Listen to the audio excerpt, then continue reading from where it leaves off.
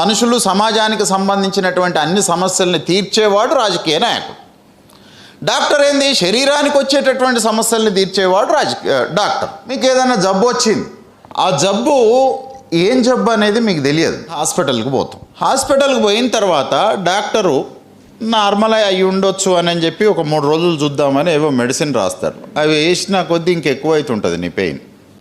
3 రోజులు ఆగే పరిస్థితి కూడా లేదు. 2వ రోజే మళ్ళీ డాక్టర్ కాడికి పోయి, అప్పుడు డాక్టర్ ఏం చేస్తాడు అని అంటే నీ బాడీని ఎగ్జామినేషన్కు పంపుతాడు. ఎగ్జామినేషన్, పరీక్ష చేయాలి. అప్పుడు సమస్య ఏంటి అనేటటువంటి విషయం తెలుస్తుంది.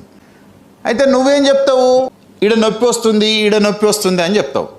నొప్పి అనేది కాన్సిక్వెన్స్, నొప్పి అనేది సమస్య కాదు. కాన్సిక్వెన్స్ని ఏమనొచ్చు తెలుగులో, పర్యవసానం. పర్యవసానానికి వెనక అసలు కారణం ఉంటుంది.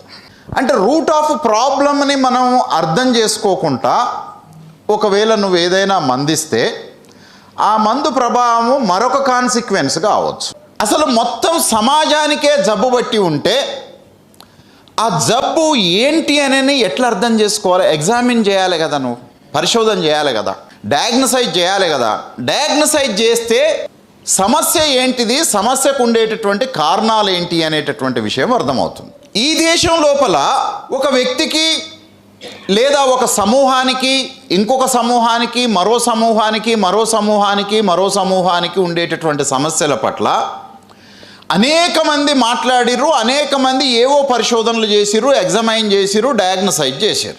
కానీ మొదటిసారి భారతదేశపు చరిత్ర లోపల ఒక మనిషి, ఒక సమూహము, మరో సమూహం కాకుండా మొత్తం ఈ దేశంలో ఉండేటటువంటి మనిషికి ఉండేటటువంటి సమస్య ఏంటిది అనేటటువంటి విషయాన్ని తెలుసుకున్నటువంటి వాడు అంబేద్కర్. అసలు మానవుడు అనేటటువంటి వాడికి ఈ దేశంలో పుడితే వాడికి ఉండేటటువంటి సమస్య ఏంటిది, ఆ జబ్బు ఏంటిది అనేదాన్ని తెలుసుకోవడం కొరకు ఈయన చేసినటువంటి ఎగ్జామినేషను, డయాగ్నసిస్ తోటి ఈ విషయము తెలిసింది. ఇండియా లోపల మనుషులకు ఉండేటటువంటి అసలు సమస్య, ఈ దేశపు మనుషుల సమస్య కాస్ట్ అనేటటువంటి దాన్ని ఎగ్జామైన్ చేసిండు.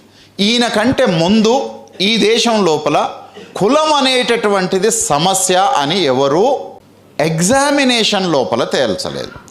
నొప్పి తెలుసుకున్నారు, కానీ రూట్ ఎక్కడున్నది అనేటటువంటి విషయానికి ఎవరికి అర్థం కాలేదు.